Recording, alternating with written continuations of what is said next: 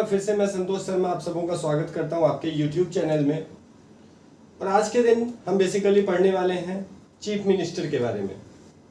तो chief minister, अगर हम इसे सेंट्रल गवर्नमेंट से कंपेयर करके देखें तो ये जिस तरीके से सेंट्रल गवर्नमेंट में या फिर कंट्री में प्राइम मिनिस्टर एक्ट करते हैं, स्टेट के बेस पे चीफ मिनिस्टर का करीब करीब वही कैपेसिटी होता है।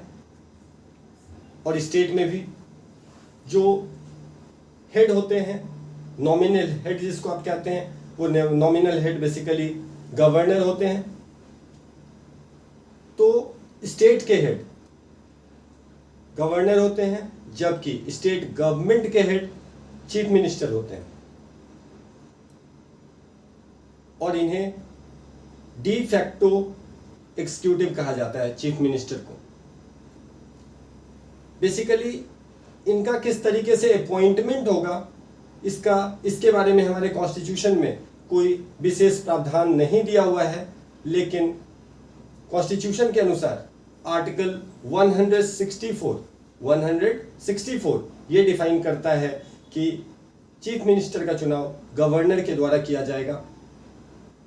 चीफ मिनिस्टर बेसिकली उसी व्यक्ति को चुना जाता है जो कि लार्जेस्ट या फिर लीडिंग पार्टी जो भी हैं, मेजॉरिटी पार्टी के जो हेड हैं, उनको, मेजॉरिटी पार्टी के लीडर को एज ए चीफ मिनिस्टर चुना जाता है।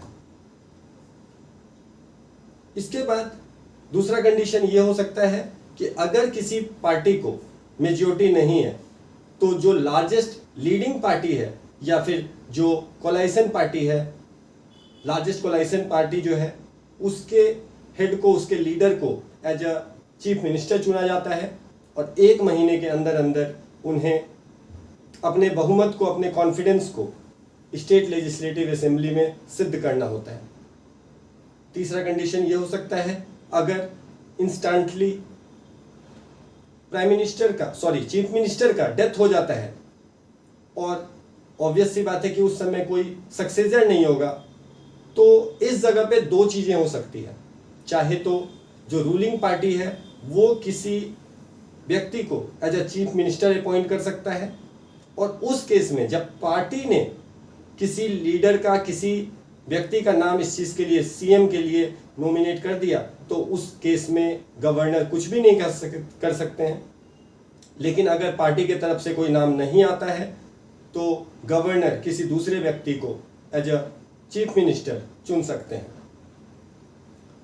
एक बार पहले उन्हें चुन लिया जाता है और बाद में उन्हें अपने कॉन्फिडेंस को सिद्ध करना होता है। इसके बाद एक बार जब वो, यहां पे मैं एक चीज और आपको बताता हूं कि कुछ स्टेट ऐसे होते हैं जहां पे 2 हाउस होता है, एक अपर हाउस और दूसरा लोअर हाउस। अपर हाउस को बेसिकली स्टेट लेवल पे लेजिस्लेटिव काउंसिल कहा जाता है, जबकि लोअर हाउस को लेजिस्लेटिव असेंबली कहा जाता है। तो कॉन्स्टिट्यूशन में इस तरीके का कोई प्रोविजन नहीं है कि किस हाउस के मेंबर को एज अ चीफ मिनिस्टर चुना जाएगा, लेकिन यहाँ पे जनरली ये देखा गया है कि जो लोअर हाउस होते हैं, लेजिस्लेटिव असेंबली के जो मेंबर होते हैं, उन्हें ही चुना जाता है एज अ चीफ मिनिस्टर। और एक ऐसा भी कंडीशन हो सकता है कि अगर कोई मेंबर लेजिस्लेटिव असेंबली का वो मेंबर नहीं है तो उन्हें भी एज अ चीफ मिनिस्टर चुना जा सकता है, लेकिन आने वाले 6 महीनों के अंदर अंदर उन्हें लेजिस्लेटिव असेंबली का पार्ट बनना होता है, नहीं तो उनका जो चीफ मिनिस्टर का जो पोस्ट होता है वो छीन लिया जाता है। अब हम देखेंगे कि किस तरीके से उनका अपॉइंटमेंट किया जाता है चीफ मिनिस्टर का। तो गवर्नर बेसिकली उनके ओथ को सुपरवाइज करते हैं, गवर्नर ऑफ द स्टेट उनके ओथ को सुपरवाइज करते हैं, और उस ओथ में वो कुछ कसम खाते हैं कि मैं कॉन्स्टिट्यूशन के ऊपर पूरी श्रद्धा के साथ, पूरे फेथ के साथ काम करूंगा। मैं ऐसा कोई डिसीजन नहीं लूंगा जिसकी वजह से हमारे स्टेट का जो सोवर्निटी है और जो इंटीग्रिटी है उसमें किसी भी तरीके का व्यवधान हो। वो कसम खाते हैं कि वो फेथफुली अपनी ड्यूटी को पूरा करेंगे, वो जो भी काम करेंगे वो in accordance with the law करेंगे, और वो किसी भी तरीके का अपने काम करने के समय में, अपने कार्यकाल में वो किसी भी तरीके का इल विल, किसी भी तरीके का कोई गलत काम को पूरा नहीं करने का कोशिश करेंगे। इसके साथ साथ उन्हें एक सेक्रेसी का भी कसम खिलवाया जाता है कि जो भी विभागीय बातें हैं वो जब तक अटमोस्ट नेसेसरी नहीं हो तब तक वो दूसरे मेंबर के साथ उन्हें शेयर नहीं करना है। जो भी ऑफिस के कुछ सेक्रेसी होते हैं उसे वो मेंटेन करके रखेंगे।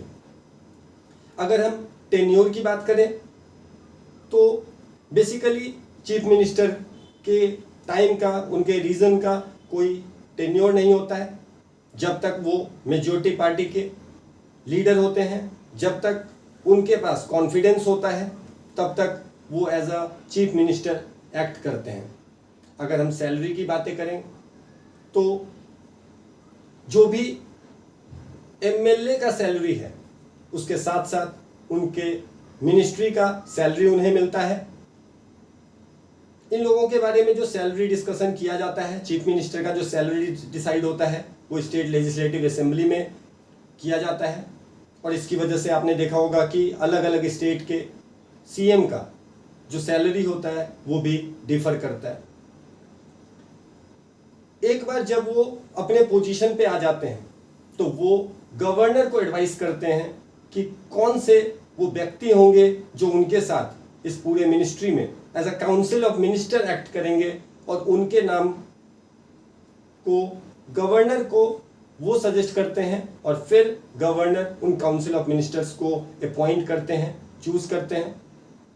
इसके साथ साथ चीफ मिनिस्टर के पास ये कैपेसिटी होता है कि वो किसी भी मेंबर को, किसी भी मिनिस्टर को रिजाइन करने के लिए कह सकते हैं और उन्हें वो रेजिग्नेशन देना होगा, या फिर वो गवर्नर को एडवाइस कर सकते हैं कि किसी भी पर्टिकुलर मिनिस्टर को डिसमिस कर दिया जाए। इसके साथ साथ चीफ मिनिस्टर सारे मिनिस्टर्स का पोर्टफोलियो डिसाइड करते हैं, वो उनके डिपार्टमेंट को बताते हैं कि किसे कौन सा डिपार्टमेंट देना है।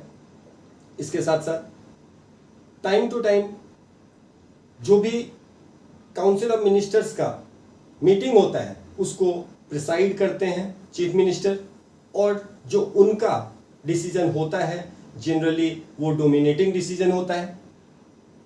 इसके बाद वो गाइड करते हैं, डायरेक्ट करते हैं, कंट्रोल करते हैं और कोऑर्डिनेट करते हैं जो भी स्टेट से रिलेटेड एक्टिविटीज होता है। इनका पोजीशन अब इस बात से समझ सकते हैं कि अगर इनका डेथ हो जाता है या फिर ये अगर रिजाइन कर देते हैं तो काउंसिल ऑफ मिनिस्टर का रेजिग्नेशन ऑटोमेटिकली हो जाता है। इसके साथ साथ chief minister as a real head होके काम करते हैं स्टेट के लिए, और जो भी उनका डिसीजन होता है वो बेसिकली सबसे अल्टीमेट डिसीजन होता है। काउंसिल ऑफ मिनिस्टर गवर्नर से डायरेक्टली किसी भी चीज़ को नहीं बता सकते हैं, तो बेसिकली ये एक एज अ मीडिएटर बन के काम करते हैं काउंसिल ऑफ मिनिस्टर का, स्टेट मिनिस्टर्स के बीच में और गवर्नर के बीच में। गवर्नर के पोजीशन के बारे में मैं यहाँ पे बता देता हूँ। बेसिकली गवर्नर सेंट्रल गवर्नमेंट के एज अ रिप्रेजेंटेटिव बन के स्टेट में काम करते हैं, और टाइम टू टाइम जो भी लॉ एंड ऑर्डर का सिचुएशन है, जो भी सिचुएशन स्टेट के अंदर होता है, वो टाइम टू टाइम वो प्राइम मिनिस्टर के साथ, या यूं कहूँ कि वो प्रेसिडेंट के साथ वो चीज़ों को शेयर करते हैं। तो आज के क्लास में बस इतना ही। अगली क्लास में कुछ और जानकारियों के साथ फिर से मिलेंगे। Thank you.